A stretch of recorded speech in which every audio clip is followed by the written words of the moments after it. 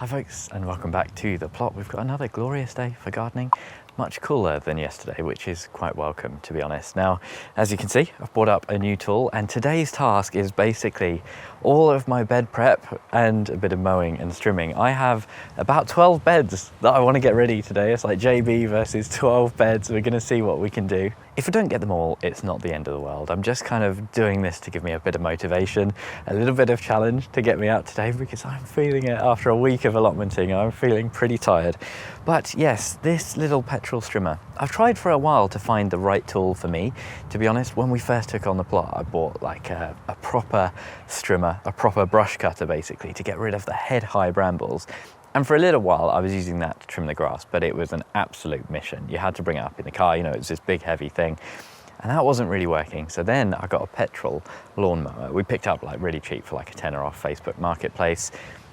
Better, but still a lot of faff, and there's a lot of awkward areas on the plot which don't suit the mower, loads and loads of lumpy bumpy bits, and instead of just walking in nice straight lines with the mower, I tend to find on about 90% of the plot I'm going backwards and forwards and trying to get into the right bits or all that kind of stuff. And the other thing is we've just switched to these borders, so I've got some raised beds. These aren't really raised beds, I'd call them more borders, but getting a mower along this is not going to leave a nice edge. So I'm hoping little battery powered strimmer might just be the answer.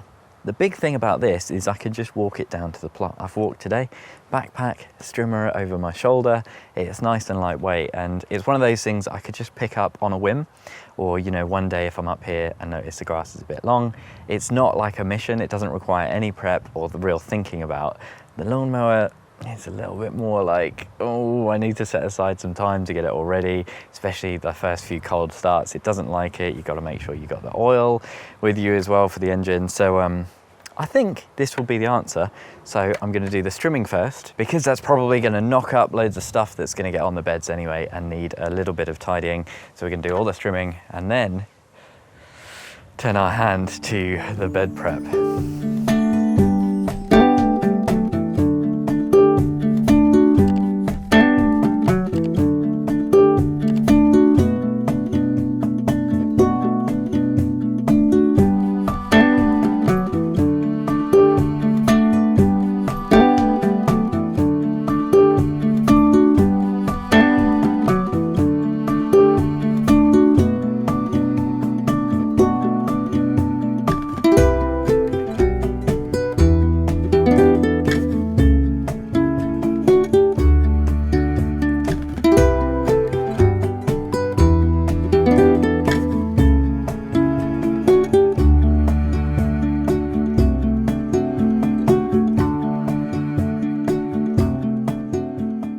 I actually found that quite interesting, and I thought about a small list of kind of pros and cons. I think my main thought about it is that unfortunately I don't think it's going to be able to completely replace the mower. I think maybe that was a little bit naive. The main issue is that the main paths, said main twice, they look a bit like, you know, me after I've tried to give myself a haircut. Like, they're all tufty and a bit all over the place, and it's not got the nicest finish, but I can't quite tell if that's because we've just come out of winter, you know, out of the wet winter. A lot of the grass growth is just along the edges and it's all been smushed in, and there's a lot of bare earth and that kind of stuff.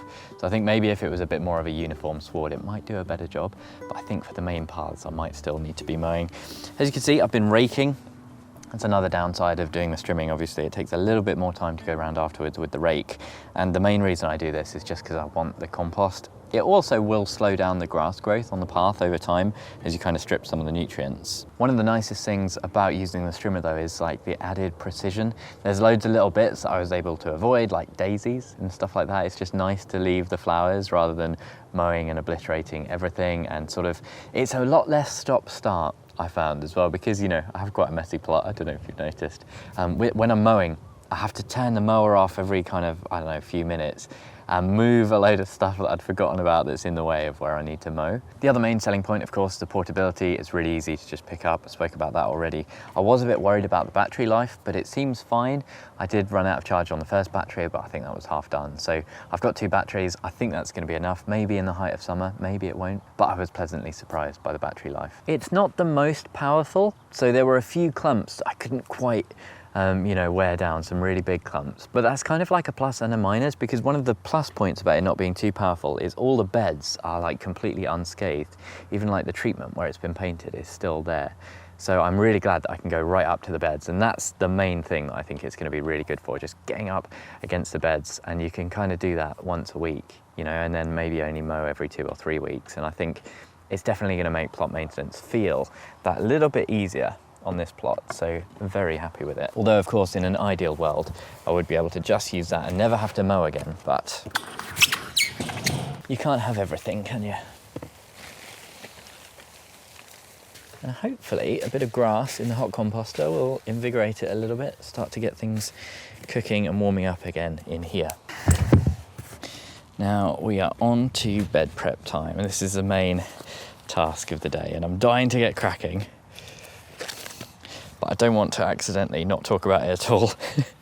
I've had a tendency recently, this past week, to just get the camera going, get my head down work, and not actually tell you what I'm doing. So every one of these beds is going to be a little bit different, just because they've had whatever I've got around that's gone on them. So this first bed has got still quite a bit of actually quite raw horse manure on here. This has got some good fungal growths, some worms, but that is not broken down.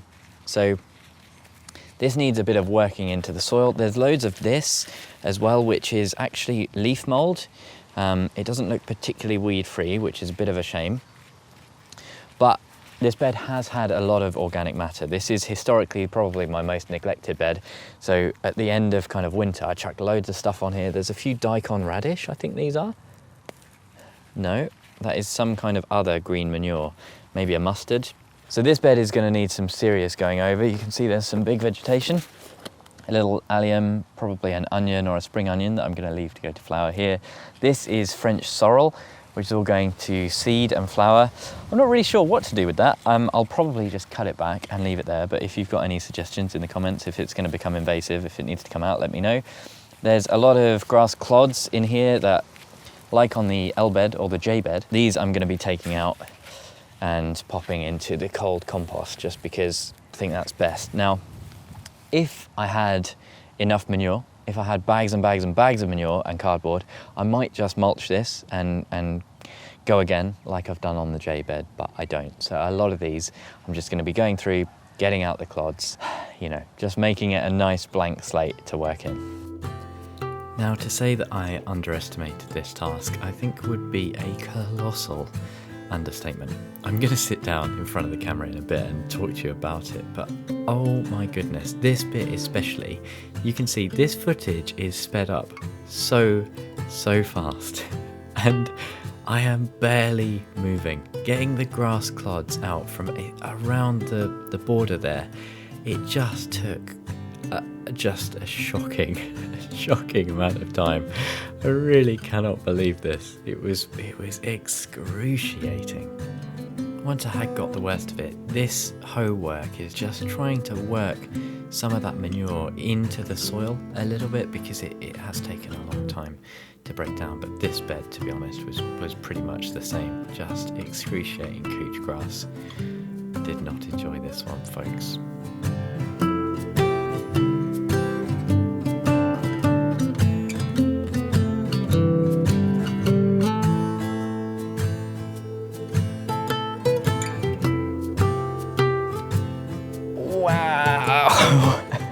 Okay, good news, folks, and bad news. Now, the good news is we're 2 beds done and they look fantastic. The bad news is I've only done 2 beds and it's taken me absolutely ages. I'm not sure exactly how long. I can look at the timestamps on the camera and kind of pop them up here, but probably an embarrassingly long time. And what I wish I'd done when I built these beds is used a layer of weed suppression. So used cardboard under the actual beds, like I just did on that J bed the other day. Tuck in the cardboard under the beds works really nicely. These 2 beds, I've never really done proper no dig, and so this has been quite excruciating, going through with a real fine-tooth comb, unearthing, digging quite deep for some of those couch grass roots, because I know if I don't get them, they're just going to pop straight back up. Even if I mulch it with well-rotted manure, they're going to just love it.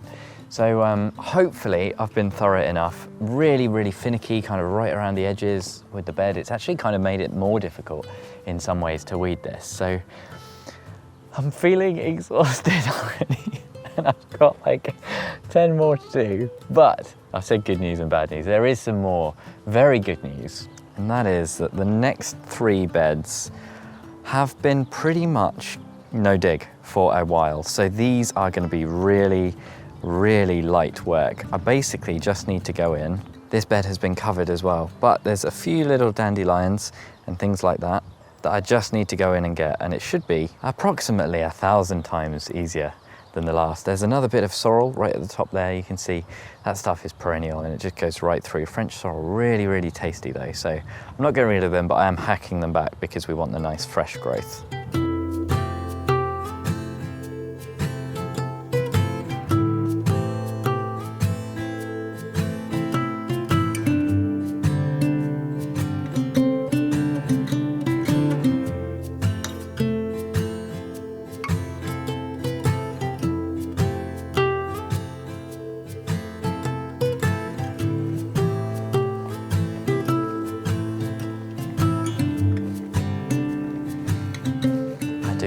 Really enjoy spreading wood chip, and it really helps if you just put down a layer of cardboard underneath the wood chip the first time you do it.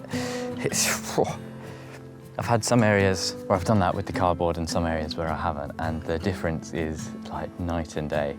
And for the trouble of getting a little bit of cardboard, it is so worth it. I have to admit, I mean, that was much easier going, and we've had a lot of happy videos recently. I've been absolutely over the moon, but today, oh, it's hard work. I am really flagging, and I'm feeling like maybe packing it in, which is a shame because I really thought I'd be able to get all the beds done today, to be honest. I think I might have to leave it until tomorrow. I'll see you then, folks. Hello, folks, we're back. It's the next day, and I do not know what happened yesterday. Honestly, I was having a great day, working away on the raised beds, and suddenly, when I finished, it just felt like I had hit a wall, just ran headlong into a brick wall. And you know what? I was saying to the camera, I think I might go home. And as soon as the words left my mouth, I was like, I'm going home. That is 100% what I'm doing. And you know what I did? I went home, had some food straight away, and then I basically passed out on the sofa, and I wasn't laying down. I was like, you know, granddad sleeping. Like, I just fell asleep in the chair. It's about 3:30. I woke up around 6 o'clock, like, what just happened? So clearly I needed it, and I have been doing an awful lot this week, as you've seen, but it's felt pretty good, you know. But this morning, the idea of coming to the allotment just made me feel, I was like, you know, I'm sick of it. I need a little break. So we did a little bit in the back garden, have a proper break, you know, fixed a few bits in the back garden, and then it's been chucking it down all day. Just recorded Potty Mouth live, and it has become glorious. Just look at that glorious blue skies. It really tempted me out. And my thinking is, you know, I said at the start of this video, I didn't really have to get all of these beds ready for growing. I want to, but it was just a little bit of a challenge, which obviously I failed quite miserably.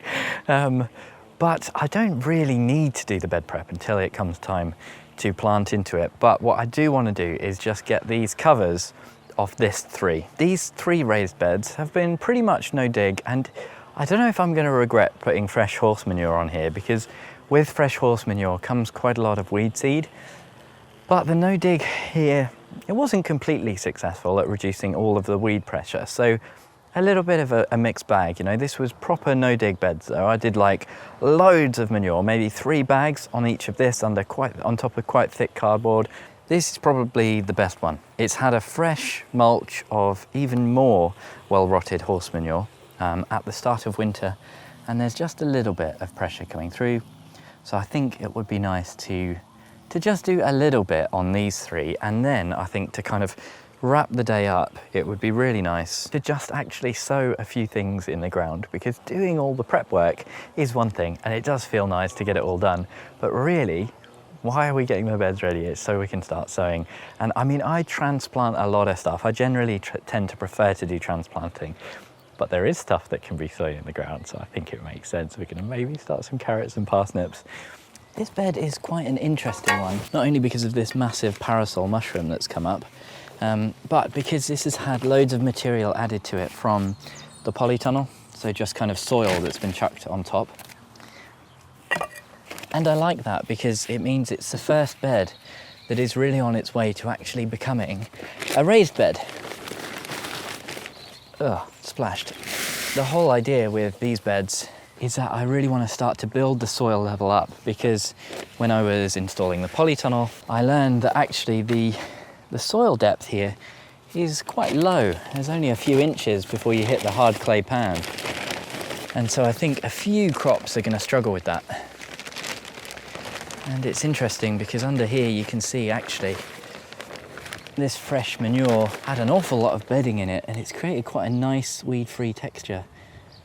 I'm slightly hesitant to dig all of this material into, but it's kind of on here now. I think it's just one of those things that I've already committed, and although it might have been a small mistake, we're kind of experimenting a little bit with these beds and what we fill them with.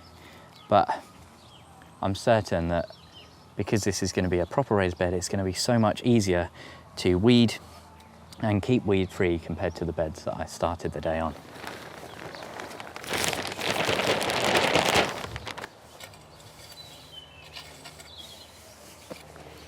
This is a little bit of bindweed. So for this, I'm definitely going to get the little knife that I've been using to dig out. There is somehow a few potatoes in here, a few volunteer potatoes, so I'm just taking them out because I don't want them in this bed. Here's some. And I'm being quite careful to get all these little bits of grass out as well as I rake, just because this is couch grass.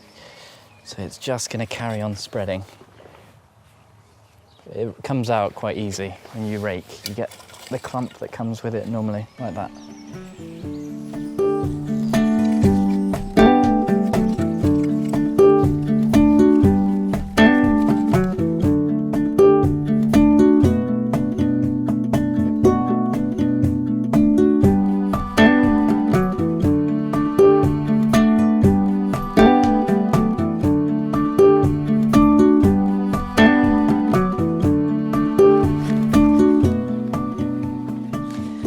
Definitely a bit of couch grass in here. You can see the potatoes and some onions from last year as well, which I'm just going to leave. They'll probably go to flower, but they're really nice flowers and good for the pollinators.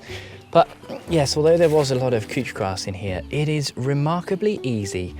There's a bit of bindweed. It's remarkably easy to pull things out. Not the bindweed, that is a bit of a different beast, but the couch grass itself, much easier to get the roots because it's not in heavy clay soil. The roots are just kind of spreading out through this light, well-rotted manure. It's quite easy to get hold of it, so I do really like this well-rotted manure. And look, I told myself I was just going to do one or two more. I'm here now and I've got some energy. I'm feeling well rested, so I'm just going to do this last one and then we'll have all three along here done, which I think will just look really nice. You can see I've weighed this down with just all sorts of random bits and bobs, bricks and tree prunings. This one, once again, is the not well-rotted manure, just raw manure and kind of horse bedding, so I'm not sure what it's going to look like. Oh, there's a slow worm, that's quite cool.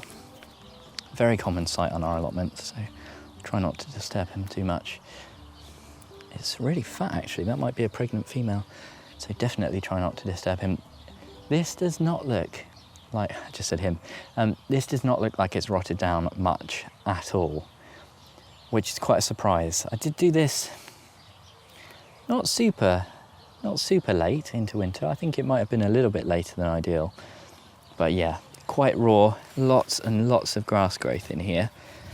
So this is going to need a bit more time before I plant into it, I think. I'm just going to give this a bit of a ruffle, maybe try and work this into the surface a little bit, probably going to take quite a lot of time to weed this. I'm surprised at how much has grown despite it being covered by these compost bags.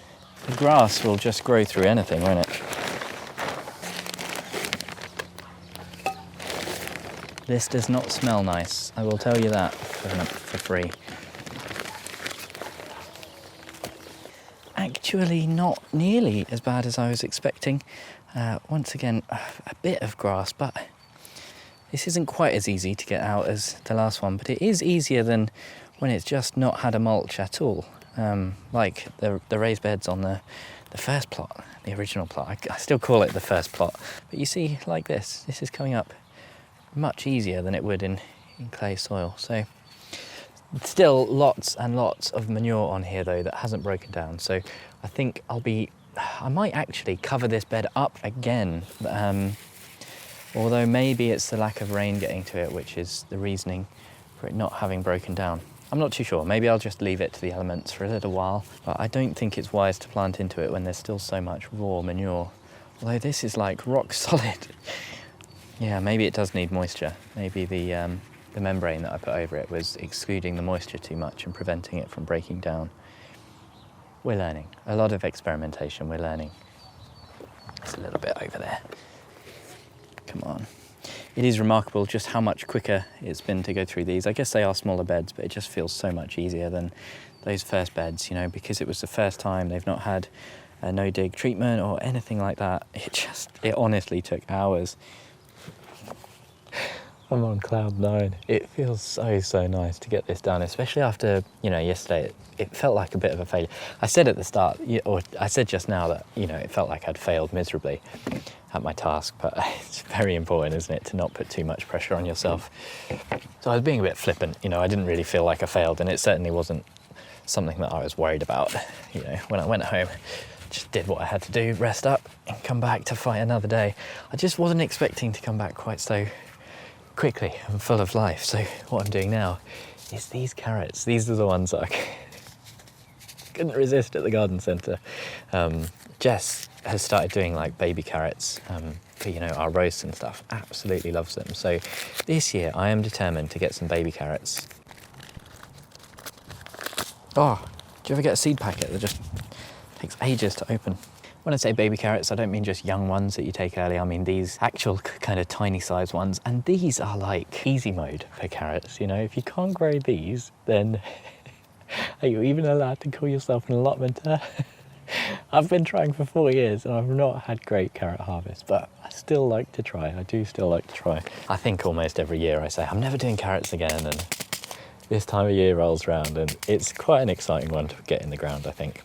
Everyone always says, if you started writing the advice comment, the helpful comment about laying the boards over the carrots, don't worry, I know, and I do tend to do this. And if you've not heard this tip, people say if you lay a board over the carrot seeds, they really need moisture to germinate.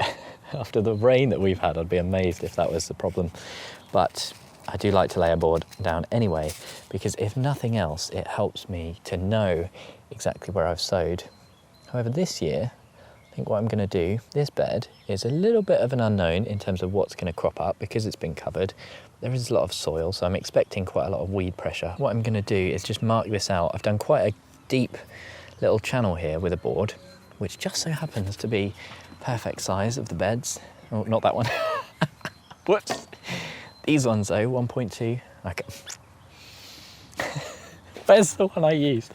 Here we go, okay. So these are perfect, 1.2 I think. This is a great way to just make the channel, but then I'm gonna cover this now with some of my spent compost because it's very distinctive, it's very obvious. How many lines of these am I gonna do? Let's just do 2. Let's not go crazy, but let's do 2. And the spacing that I'm going for is just whatever I feel like, really. It's probably about 6 inches. And you know, I've never used boards for this. I don't know, there's something about the raised beds that I think makes this a little bit easier. It certainly helps to like get your eye in for the parallelness, I think. It's very exciting having a raised bed for the first time. I've always, for the last 4 years of growing, been growing in the ground. And it does come with its challenges. And I never really understood the appeal of raised beds, to be honest with you. But now I've got them, it's starting to make a bit of sense. It's hard to put into words, but it just feels nice. It all feels a little bit easier. Although perhaps I'll change my tune. I don't know, it's still early days. First outing for these raised beds this season. We'll see how they go. Oh wow, this Spent compost has been in the tunnel and it is fantastically warm to the touch. Oh, that's like laundry that's come out of the tumble dryer or something like that. That is absolutely lovely. And you can see this is quite distinct, mainly I think because of the perlite. Obviously there's lots of chili pepper roots in here as well, but that's no harm. Oh yes, that is very satisfying, the way that it's created a channel in the bed. Then do I even need to water them in? It's been raining on and off for what feels like all year. I'm just going to do a little bit of water to make sure that it's trapped then when I lay these boards on top. Just go really light with the carrot seed or any kind of light seed so that you don't flood it and then just send it all flying out of your channel.